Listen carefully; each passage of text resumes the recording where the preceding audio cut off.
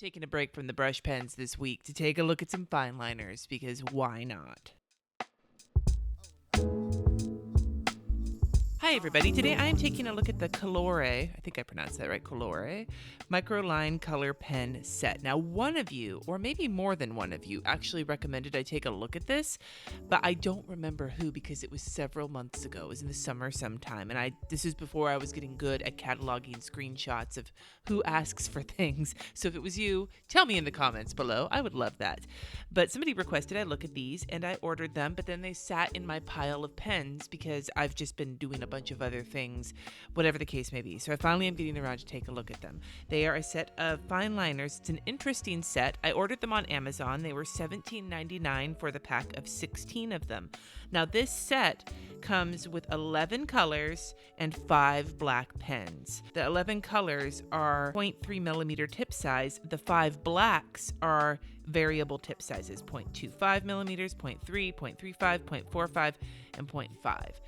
Just looking at this, I'll tell you right now that this is an interesting mixture of tip sizes. They're all really close together. Without even trying these, but knowing what I know about fine liners, I think I would have preferred a mix of tips that was a little broader than this.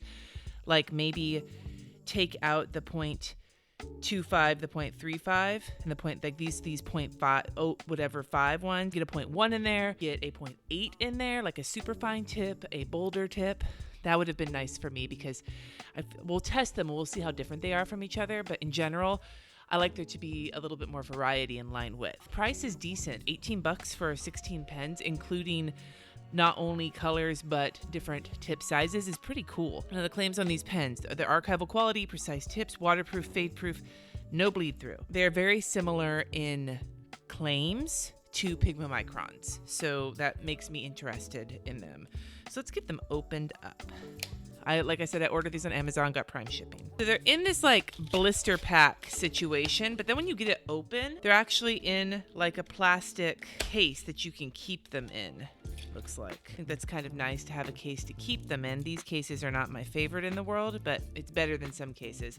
But I think I would have preferred that they just nix this and just have them in this case. That feels like a waste of packaging to me. And as some of you may know, I am a bit of a hippie. I don't always worry about the environment, but when I do, I do. I thought that I had a joke there, but I guess I don't. You can see across the top here the tip sizes on each pen. Now it looks like, you know, instead of saying 0.3 millimeter, it's like 30, 25, 35, whatever the case may be. But that's, you know, imagine a decimal in front of that. This is one of the black ones. It's the 0.5 millimeter. It says Microline 0.5 millimeter, and then the brand name. There is no color name or number on the pen, but the cap, the tip of the cap, and the butt end of the pen have the color on it. The pen clip, that seems to be decent. Like a little window where you can see the nib, and I don't know, like, it's not like it does anything, so I'm not really sure. I mean, stylistically I guess it's kind of cute, but you know, even I just looked at yellow, you'd think I'd be able to tell, but I can't, so whatever. They are about the same size as a Pigma Micron. Like here's a Pigma Micron. They are exactly the same size. Maybe the Colore might be like very slightly longer, but the same size, kind of the same setup. I feel like the cap is a little bit longer. Now the caps snap on very well, nice and satisfying. They go on to the end. If I push on it, it pops off, but it's not super loose.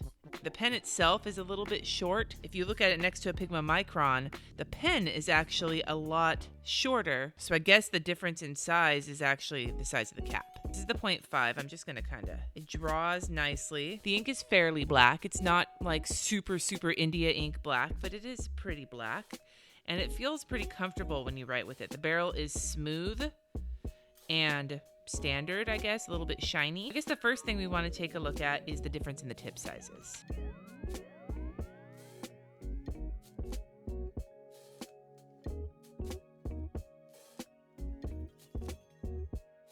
I feel like there is quite a bit of difference between these tip sizes, which is interesting to me because they're so close together. I want to grab out my Pigma Microns. Got 5 sizes here. So we've got 05, 03, 02, 01, and 005.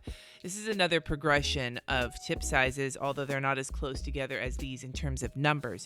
But I'm curious because I did not expect to see this much of a difference, although I will say the difference between the 35 and the 30 is negligible, but the 25 is super fine, and the 45, the 50, the 0.5 is pretty fucking bold. So I'm curious to see how they compare to the Pigma Microns.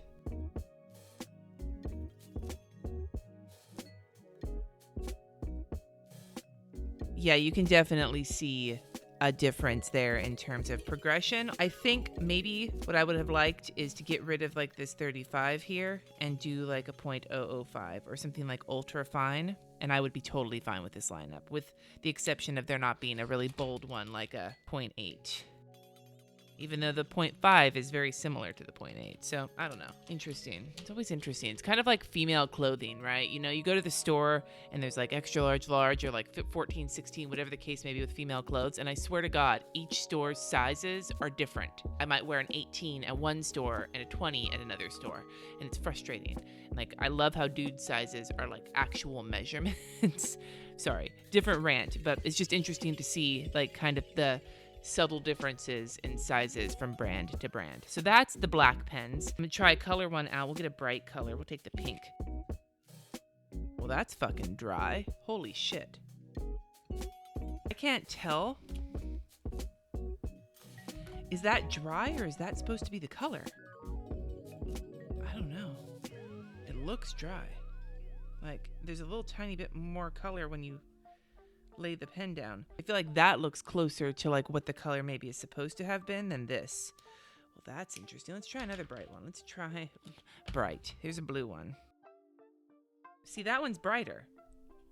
It's not as vibrant as I would have hoped, but it is brighter. Maybe like a richer one. Here's like a darker blue. Those are the same fucking color. What the hell? Okay, I am most definitely gonna need to do some color testing, but before I do that, let's take a second, make sure that these are dry. Oh, I should do a quick dry test too. Here, let's take the 05. Okay, that did not dry quickly. A 3. Yeah, okay, so they smear fairly quickly upon usage. Here's the green. The color dried right away. The color did not smear, but maybe it's because there's not much there. Okay, I'm gonna take these guys for a second. We're gonna run some water with my water brush to see if they are indeed waterproof. They seem to work okay there. What about the colors? The colors seem to work fine too. So they are, in fact, waterproof. Very nice. So let's take a minute here and create a swatch page in my bullet journal and look at these colors, because so far what I'm seeing is having me kind of nonplussed. Maybe that's not a good word. Nonplussed is not strong enough. I feel like I'm kind of like, what the fuck? So I'm gonna get my bullet journal out and I'm gonna do a swatch page. I'll also be checking bleed through on the Scribbles That Matter paper. This is just some notes from a meeting I was at yesterday.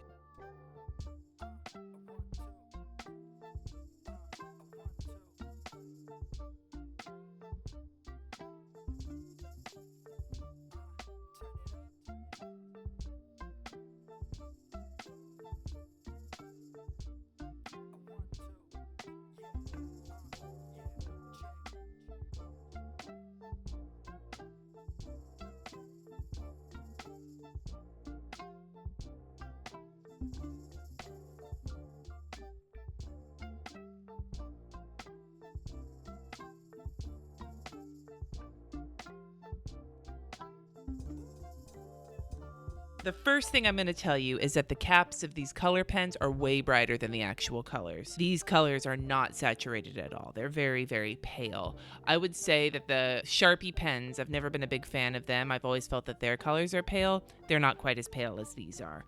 Now, I will say that the two blues here are kind of blowing my mind because there's a very, very subtle difference, but pretty much no difference at all between the two of them. And if anything, the light blue is slightly darker than the regular blue. And I call them light and dark blue, not because of the color of the ink, but because of the color of the caps.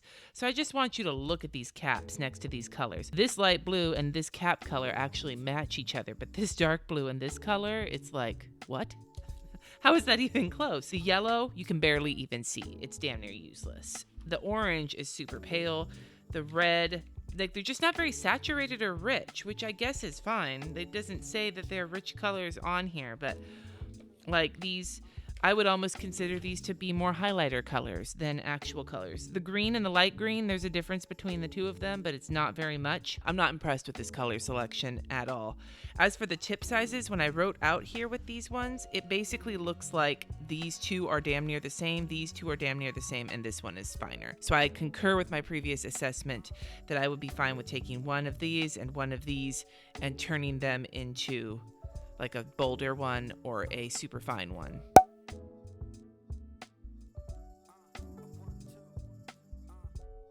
This is kind of a disappointing. This whole thing is a little bit disappointing. It's a decent price for this many pens, and it's in theory a nice assortment. But honestly, I feel like you could spend your money on different fine liners, and I will link up above here and in the description below my fine liner review list, where you can find so many other fine liners that have a better color range and a better tip selection than this. I'm just saying. They're not garbage pens. I was worried the pink was garbage, but I don't think it is. It doesn't write scratchy. It just writes pale. Like, none of them feel crappy. The feel of the writing is fine. As for the tips themselves, even like the finer tips, they're not like the smaller tips usually will bend underneath my heavy hand. These ones didn't. I wouldn't say they're the toughest tips in the world, but they're not garbage. The tips themselves are fine. Like they're durable feeling. These won't like be utterly destroyed in 5 seconds if you have a heavy hand.